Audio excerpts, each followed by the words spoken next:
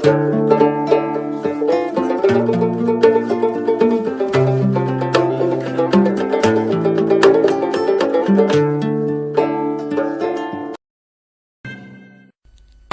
alaykum hürmetlik radio anlıqçılar. Adabiy anlatish programmamizni anglashinglarni qarshi olamiz. Bugungi programmamizda yozuvchi Xevir To'mirning Shinjan xalq nashriyati tarafidan nashr qilingan Molla Zaydin haqida qissa nomli tarixiy romanini anglatishni boshlaymiz. Uni bek paranchi deydi. Uningda gap degan tayyor turdi ekan. Anglasam, vanglar bilan qattiq tutishdi ekan. Molla Zaydin degan qonchilik bir nima ekan? Bizning Qashqada nini nochlar bor. Men degan tog' odami bog'langanning qo'lini yashgan, bo'rining quliqini, tulkining quyrug'ini kesgan, bag desang bagdak, shoh desang shohdak, erkin ozoda o'tgan odamman. Lekin Molla Zaydin degan yenib kelibdi-dak.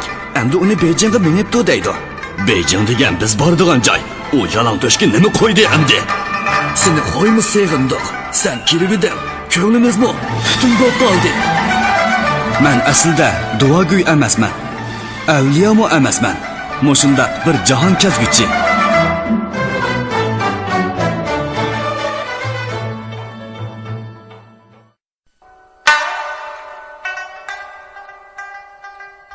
Abdurdin bepoyon Jung'oriya tuzlanligi bilan cheksiz turpan o'ymonligi o'ttirsida osmon palak qad ko'tarib turgan haybatlik bog'di teg'i ulug'vor qomati, tutmas tugumas xislatlari va mo'l nozu ne'matlari bilan zamonlardan buyon bizga homiy bo'lib keldi. U o'z bag'rida sonsizlagan oqil donishmandlarni, botir palvonlarni, adolatparvar, vatanparvar, xalqparvar o'g'lonlarni o'stirdi. Molla Zaydin ana shunda xalq suyar o'g'lonlarning biri. Tarixiy ma'lumotlarga qaraganda, Molla Zaydin 19-asrning boshlarida Luxchindagi Bag'ra yezisida Namrat dehqon oilasida tug'ilgan. U 6 yoshida mahalla xususiy maktabda o'qib, xat savodini chiqargan. 11 yoshida madrasaga o'qishga kirib, 17 yoshida arabcha kitob, Qur'onga ma'ni ayta oladigan qori bo'lib yetishgan. Navoiy, So'pi Alloyar, Xo'ja Hofiz qatorliqlarning munojat, qasida kitoblarini, Qul Xo'ja Ahmad, Shoh Mashrab qatorliq shoirlarning she'rlarini o'rganib, o'z iqtidorini o'stirib, Molla Zaydin deb nom olgan.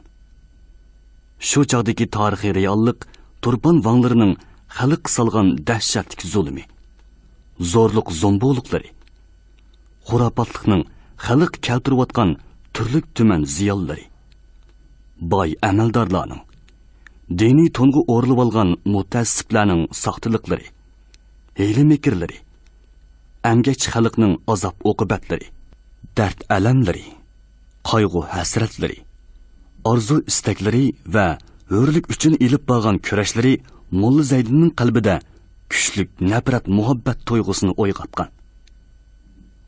Molla Zaydin qo'liga qurol ilib, Vang, Bag, Parxur, Jazonxo'r amaldorlar va kazzob ishon mollalarga qarshi mardonlik bilan kurash qilgan botirlarning jasorat g'ayratiga ilhom berish maqsadida o'zining o'tkir, ochiq masxirlari, ko'ngilni ochadigan chaqchaqlari, yiqimli qo'shiq beytlari bilan jangga otlangan.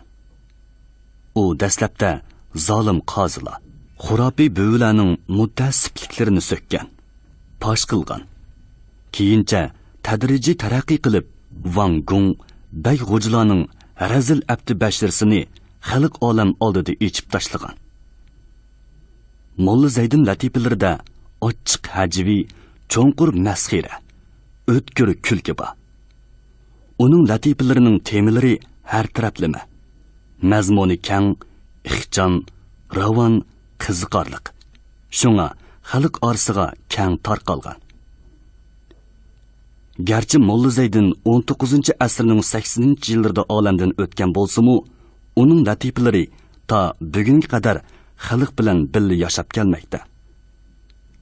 Uning muborak nomi surun mashrablarda Nasriddin Apandi, Salay chaqqonlarning nomi bilan tang hurmat bilan tilga ilinmoqda. Molla Zaydinning hayoti nomratchilik, sarsanchilikda o'tgan. Ammo u mayli qayerda bo'lsin, xalqdan ayrilmagan. Uning qalbi xalq bilan bir bo'lgan. Men Molla Zaydinning ana shu hayotini xalqqa va keyingi avlodlarga tunishtirish maqsadida bu qissani yozib chiqdim. Halbuki Molla Zaydin haqida maxsus tadqiqot elib berishga imkoniyat yor bermadi. Uning ustiga rosa havas qilib yurgan chog'larimda to'plagan materiallar, yozgan xotiralar yo'qolib ketdi. Men faqat yetib qolguchi etib qol degan tamsilimizni yodimga elib, ko'rgan bilganlarimning ozligi, qalam kuchimning ojizligi, materiallarning kamligi va yoshinib qolganligimga qaramay, kishilardan anglaganlarim bo'yicha bu qissani yozishga g'ayrat qildim. Bu bir boshlanma bo'lsin. Molla Zaydinni maxsus o'rgangan va tadqiq qilganlar buningdanmi yaxshi kitoblarni yozar. Shunda qilib, xalqning yaxshi o'g'li Molla Zaydin va uning qissasi kamolat tepib, ulug' bo'g'di teg'ining o'lmas mahsuli sifatida keyingi avlodlarga yodnomi bo'lib qolar. Bu mendagi birdan bir orzu. O'qirmanlarning yor yulakda bo'lishini, bu qissaning texmi mukammal bo'lishiga tanqidiy fikrlar berishini samimiy umid qilaman. 1979-yili dekabr, Urumchi. Birinchi qism. Vangliq eriq chepish yorliqi tushgandan keyin yurt ichida xeyli potparaqchilik bo'ldi. Vangning do'rxilari yezimi-yeza otchab turib, egiz-pas varqirab yurib, yorliq yetkizdi. Uning kaynidalla uyma-uy kirib, kimlarning hasharga boradiganligi, kimlarning bormaydiganligini tayin qilishdi. Belgilangan kun yaqinlashganda do'rg'illar to'qmoqlarini taranglatib, mirablar qamchilarini pulanglatib, mahallalarga dahshat soldi.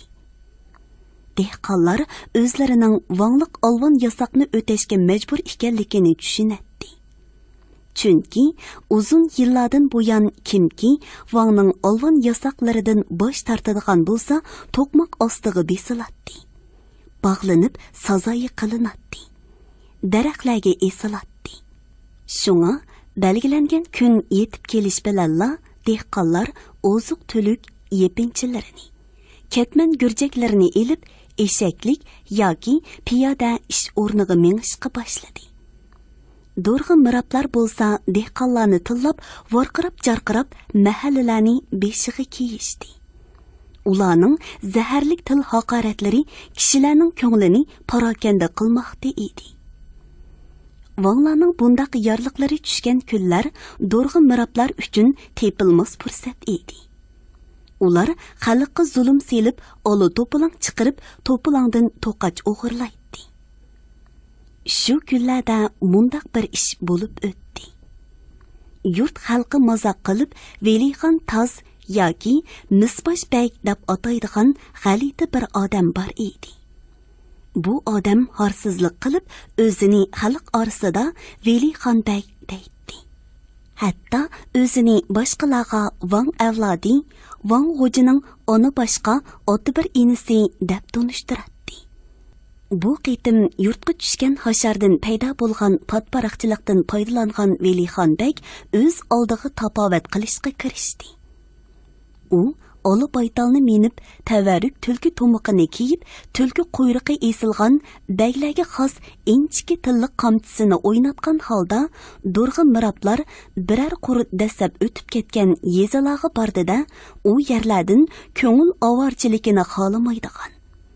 Tinch ketminimizni chapaylilar deydigan, sodda, yavash dehqonlarni tepib, "Asharga beringlar, bo'lmasa o'rdaga haydab opirib, Van Mollikamning to'qmoqiga bostirman. Agar rostdan boramaydigan bo'lsanglar, birar kura bug'doy beringlar. Farmonsho kilitchiga opirib berib, isminglarni daftardan o'chirtkizib tashlayman." degandek so'zlar bilan popozi qilib, ulardan xeylijiq oshliq to'pladi. Qo'lga tushgan oshliqlarni uttirliq uyiga opirib to'kdi. Ish atlashgan seri uning nafsi yo'g'inib, o'zini zadila to'xtatib ololmadi. U eng oxirida Selim Yavash degan bir bo'voyga rudu paydak chaplashdi. Hey qeyri, nimishqa hasharg'i bormiding?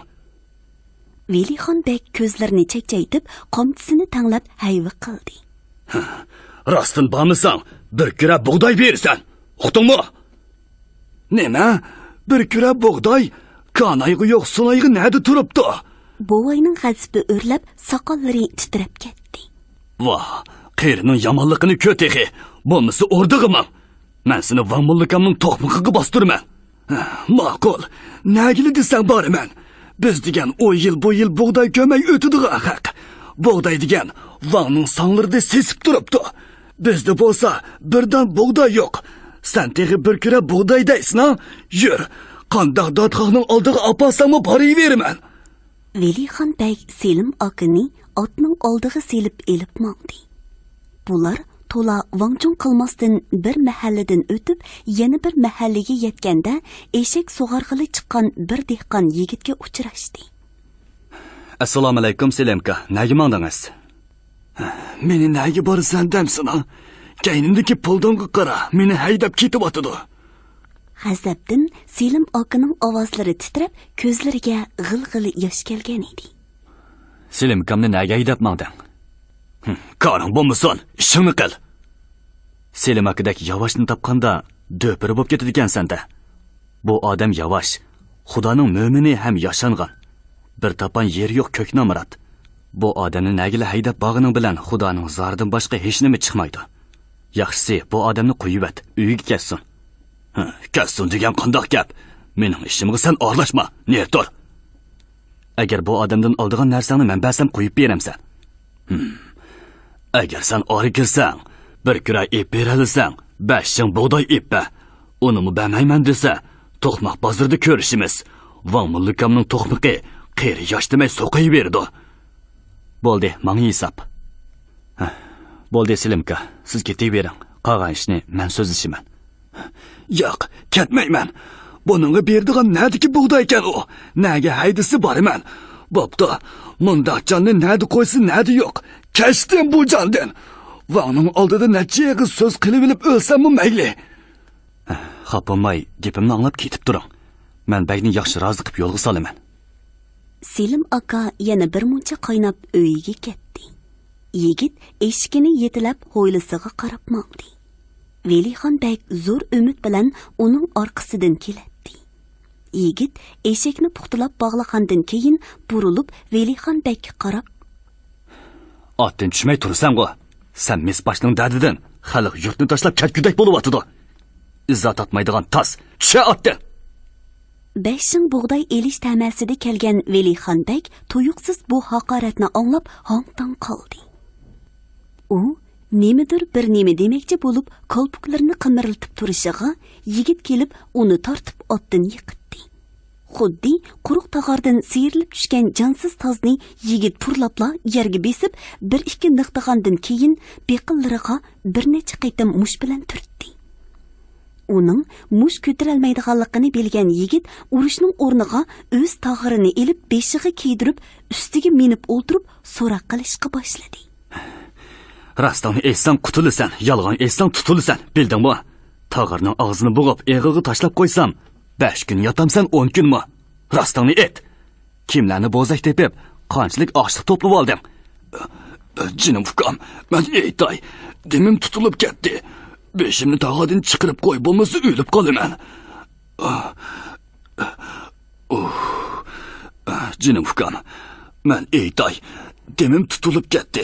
Beshimni tag'odan chiqarib qo'y, bo'lmasa o'lib qolaman. Jinim ukam, rostini aytsam, 5-6 odamdan aron 2 kura bug'doy, 3 kura 2 shim qo'noq yig'ib oldim. Rost shu.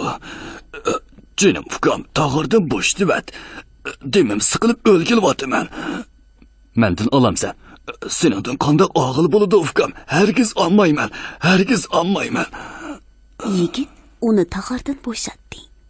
Tag'or ichida chiliq-chiliq tarlab, bosh ko'zlari tag'or to'pisi bilan bulg'inib ketgan Velixon bekning boyiqi salopiti qolmagan edi.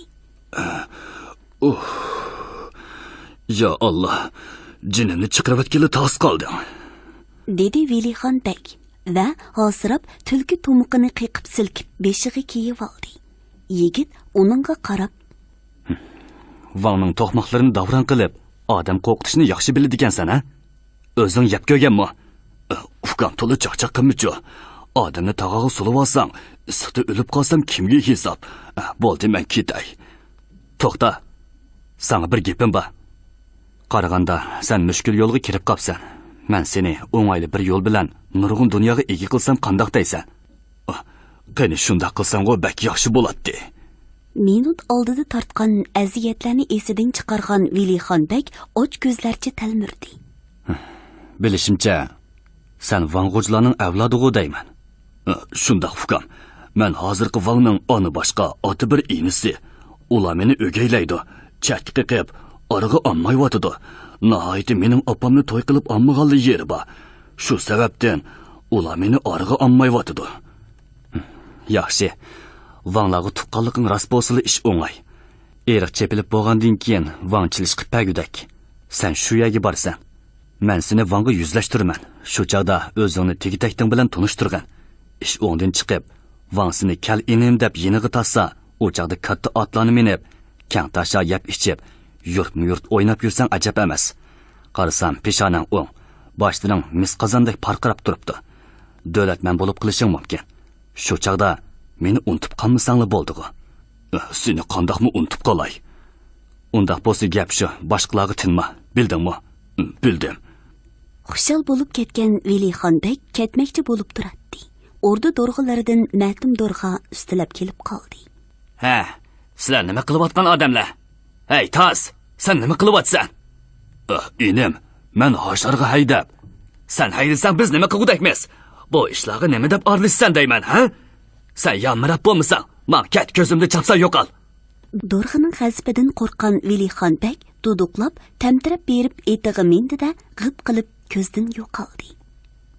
Sen-chi, hamma odam ketdi. Hasharga boramsan yoki 2 kura bug'doy berib qutulamsan? Qani so'zligina. Hey adash, nima deyapsan? Mendan bug'doy olaman demsin, ha? Meni adash-padash demay gap qil. Ikkimizning farqi bor. Men degan o'rda odami, sen bo'lsang, bilaman adash. Meningmi seni adash deganim bosh gap emas. Tushsina birdan paranglashimiz. To'la gap qilma, dedi Dorg'a qo'lini ajratmoqchi bo'lib. Lekin yigit uning qo'lini qo'yib etmasdan texmi kuchab tortdi. Bo'shanglik qilsa otdan siyrilib tushadiganligini sezgan Dorg'a o'zangini ching tepib qarshilik ko'rsatdi. U o'zini kuchmoqdirda xeyli odamlarga tang qilmay, menmanlik qilib yuradigan odam bo'lg'achqa tirajab o'z raqibini yengmoqchi bo'ldi. Lekin bu yigit bo'sh odam emas edi.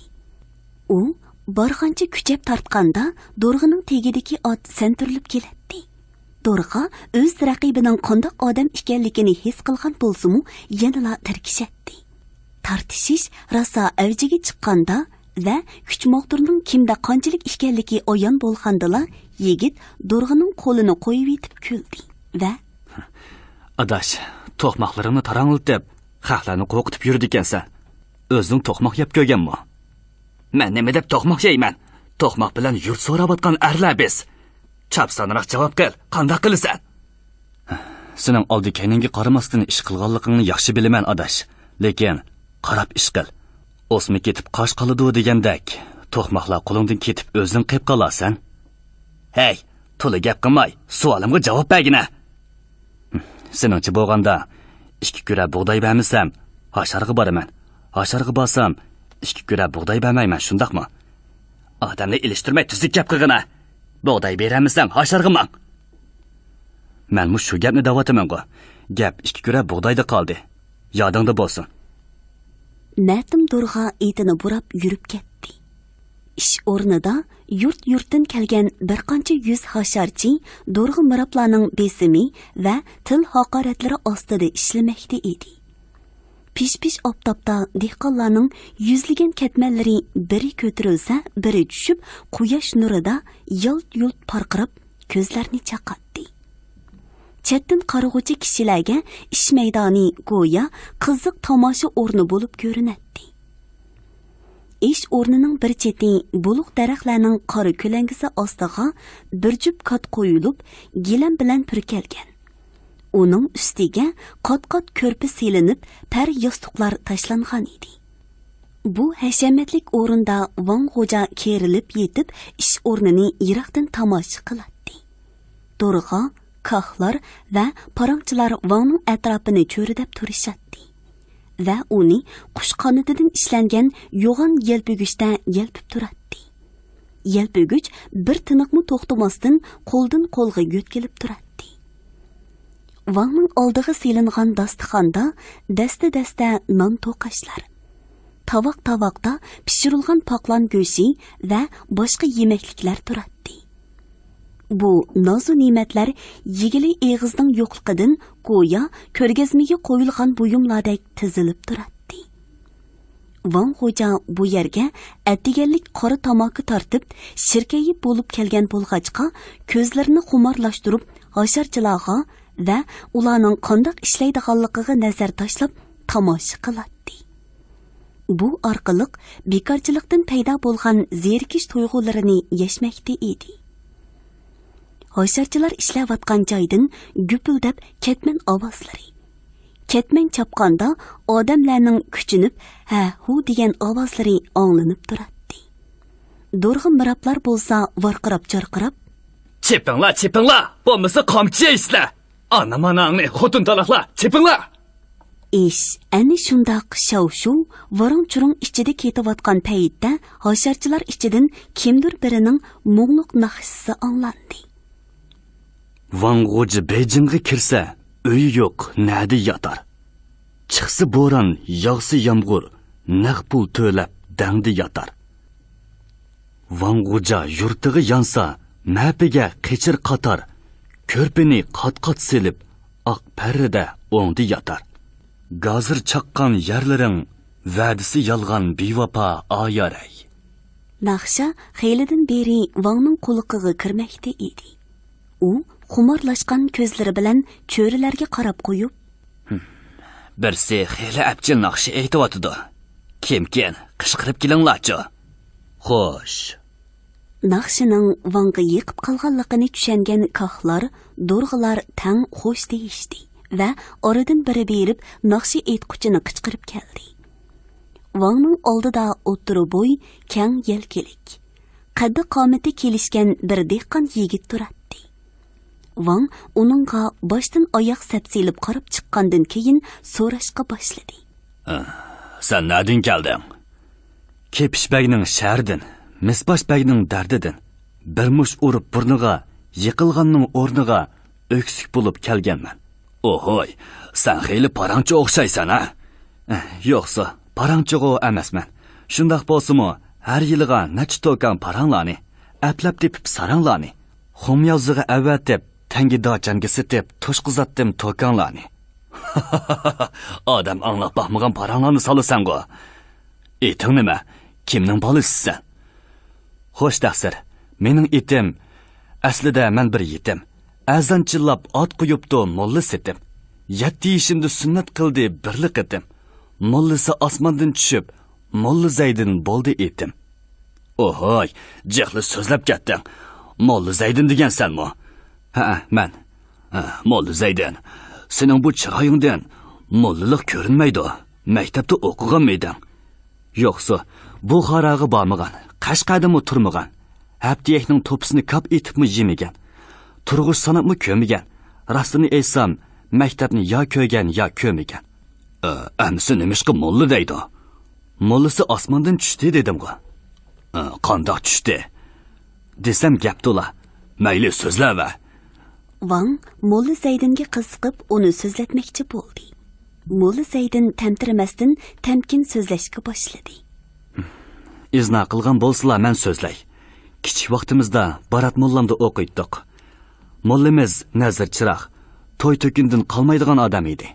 Har navbat Nazir Chiroq qilmasa, bizni bir ko'zi qarug'i xalpatga topshirib ketadi. Ko'zi yo'qning yuzi yo'q deb bu xalpat hadisli bizni urib o'ynaydi. Bir kuni bog'dan bir tal jujamchiviq kesib chiqib, bizni savog'ila boshladi. Biz gap qilsak, xalpat urgan yerdan tongli qiyomatda qizilgul unib chiqidi deb besib tashlaydi. Bir qatim chiviqning uchi menga bakra tegib ketdi. Ochiqimga paylamay chachrab qo'pib xalpatni ko'tarib besib oldim. Qo'lidagi chiviqni tortib olib, xalpatni urishga boshladim. Boshqa bolalarni urdi. Shunda qilib, xalpatni Alloh to'g'ri degizvatdiq.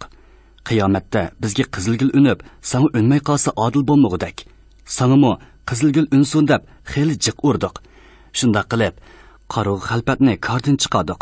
U bizdan qutulib qochib ketdi. Uning o'rniga o'zim xalpat bo'ldim. Bolalarni boshlab yurib, bir muncha o'ynadik. Ondan xalpatlikdan o'rlab mulla bo'ldim. Mullamning uy ichida o'raydigan sallisini elib beshimga o'rdim-da, mulla o'ltirdigan supida o'ltirib, kekirdaklarimdagi pushkal yo'qindilarini qirishtirib, bolalarga savoq berdim. Oxirida bolalardan hammanglar meni mulla demsizlar deb so'rasam, deymiz deb cho'qan silishdi. Mening so'zimga kiramsizlar desam, hammasi kirimiz dedi. Undaq bo'lsa, hammangni ozod qilib etdim dedim-da, bolalarni tarqitib etdim.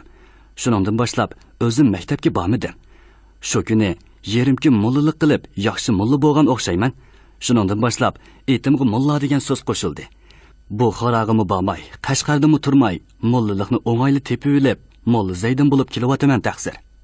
Ha, o'ylik bo'ldingmi? Wang bu savolni so'raganda o'zining sal utur mijoz qizini ko'z oldiga keltirdi.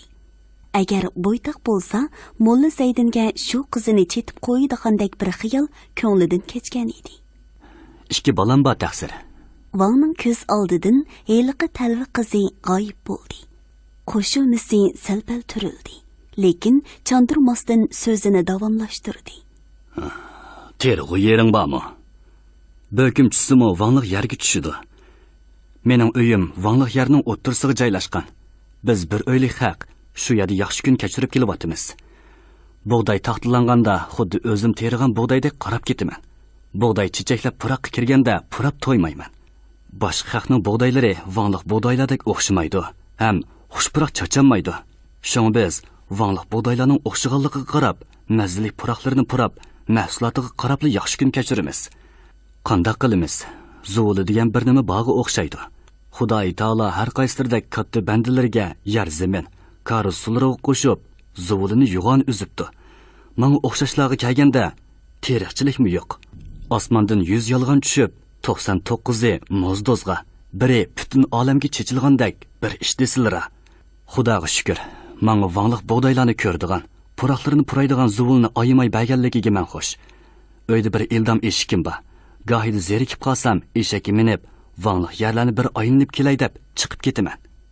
7-8 kunlar aylanib yurib, uyga kelganda xiyol qilsam, Vanlıq yerlarni yanala aylanib bo'lolmabdiman. Nima degan jihyar?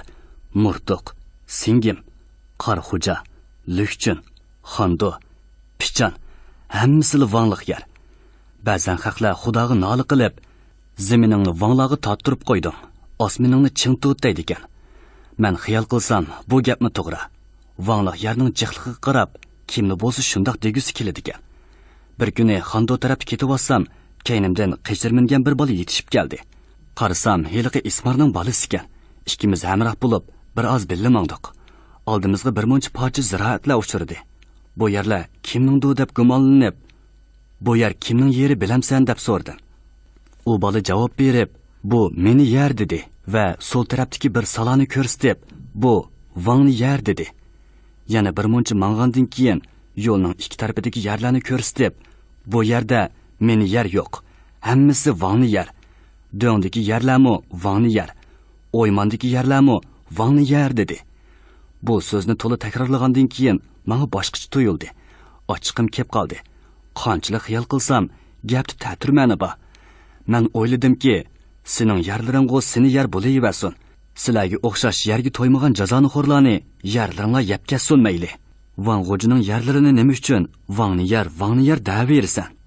Siz bu yerga kelganda Vangning qo'shilmasi turilib, ko'zlari chakchaydi. Shundaq bo'lsa-mu, so'zning oxiriga qiziqib tingshashni davom qilaverdi. Mulla Zaydin so'zini davomlashtirib, Otang jazonoxo'rlik qilib, xalqdan tortib olgan bo'g'ashqa bo'pti. Seni yer bo'laversin.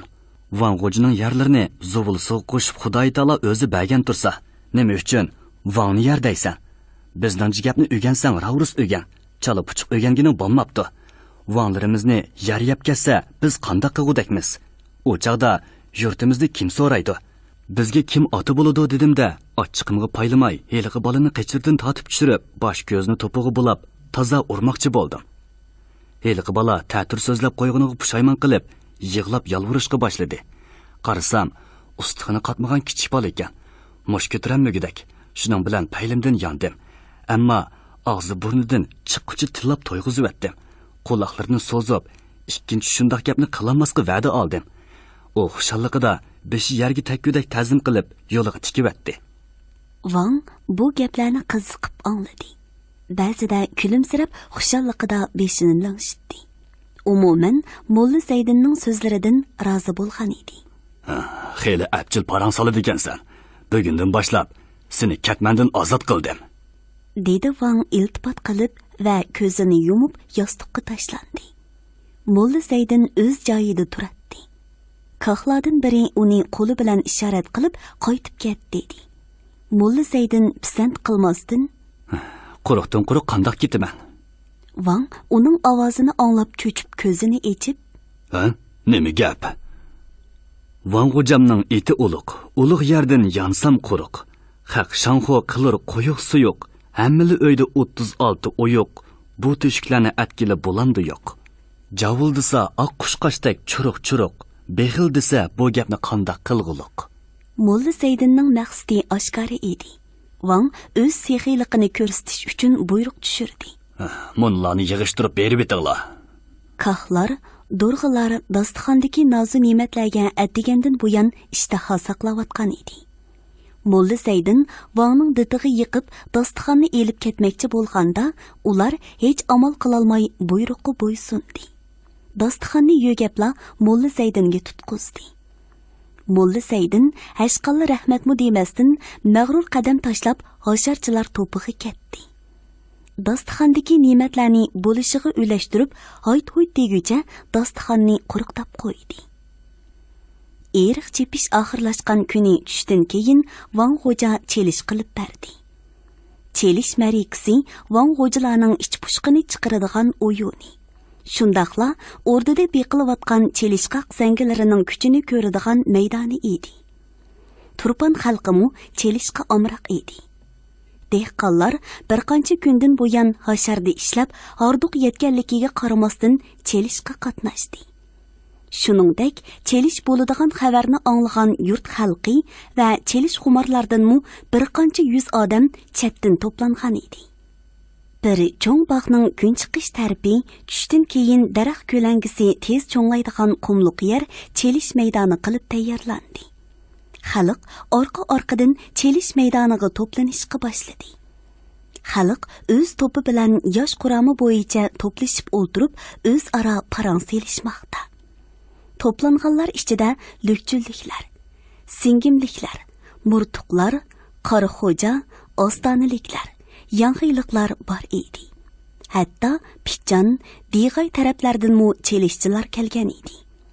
Kishilar chelish maydonini cho'rdab bir tarafdan paranglassa, yana bir tarafdan yoshlarni chelishga selib qo'yib, tomosha ko'rib o'ltirishadi. U tarafdan Wang xo'ja o'z odamlari bilan sipoyi qadam tashlab yetib keldi. Do'rg'ilar, kahlar uning atrofida poypitak bo'lishib, izzat ikrom ko'rsatdi. Wang yetib kelgan hamon chelish maydoniga to'plangan xalq o'rnidan turib hurmat bildirdi. Buningdan mamnun bo'lgan Wang jamoatga bir qur ko'z yugurtgandan keyin hozirlangan katqa berib ko'rpa ustiga o'ltirdi. O'ng qo'l jayniki bilan par yostiqqa yo'landi. Kahlar darhol yelpigishni ishqa silib Wangni yelpishga boshladi.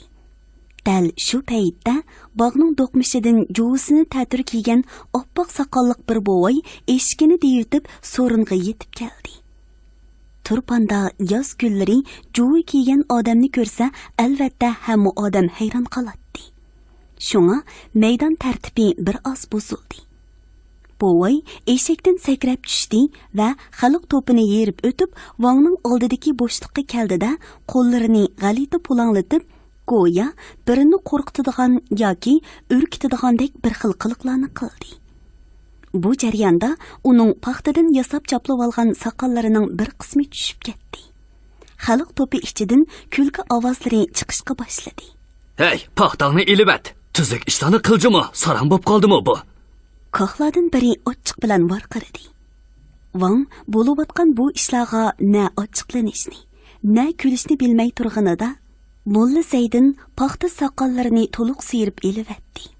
Vang uni to'nib, voy molla zaydin qo'san nima qilganing bu issiqda ko'nglik eg'ir kelib olsa juvi kiyvog'ining nimasi bu juva otam rahmatulloh alaydan miras qolgan edi akam bilan ikkimiz miras bilishganda oxinimlar qishda akis kiysin yozda enis kiysin deb hukm chiqadi shariat hukmi bo'yicha qishda akam kiydi endi navbat manga keldi xo'jam shundoq qilib van xo'jamning marakasida bir kiyib ko'rsatib olay deb kiyib keldim qo'y mundaq gapingni 6 oyda juvi kiyib van xo'jamning marakasiga kelish adabsizlik bo'ladi to'g'ri 6 oyda juvi kiyib marakamga kelish mening hurmatimga tegidi tishlarimiz g'uchurlab to'qmoqlarimiz taranglab turolmayotimiz chapsonroq hukm qilgan bo'lsalar marakamni qasddan buzg'anligi uchun 30 to'qmoq urilsin xo'sh bir necha do'rg'a shapashlab kelib Molla Zaydinni yerga bosmoqchi bo'ldi.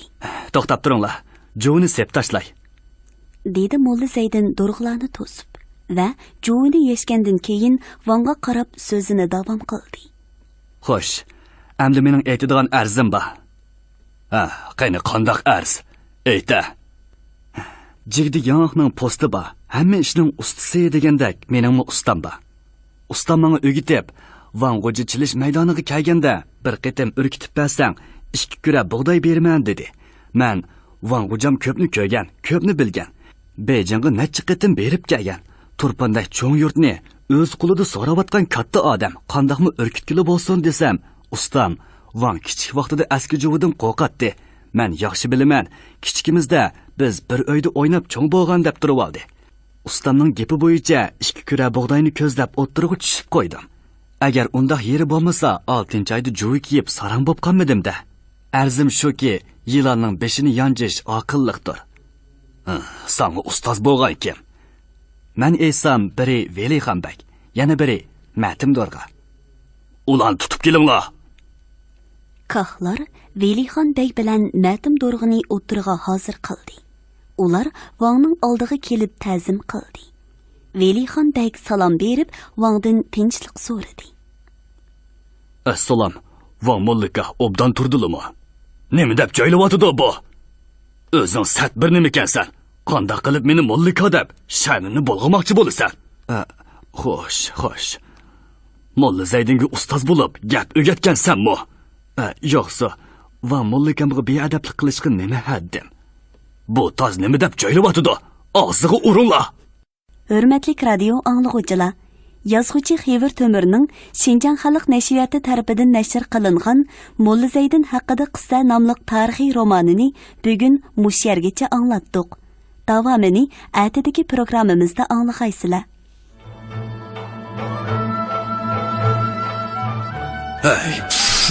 Siz tivatdi. Bu sarantozni adablab qo'yinglar. Mundaqmi sarkab qilamdi kishiga. Biz bu gaplarga chidab turolmaymiz. Qarab turib bizni haqoratlayotdi. Qandoqmi jim turg'udakmiz. Ishlarimiz g'o'chirlab ketyapti. Amr qilsizlar, biz uni vaqtida joylasak. Beshingni yeydigan Molla Zaydin bo'ldi qil. Meni kadin chiqarding-ku.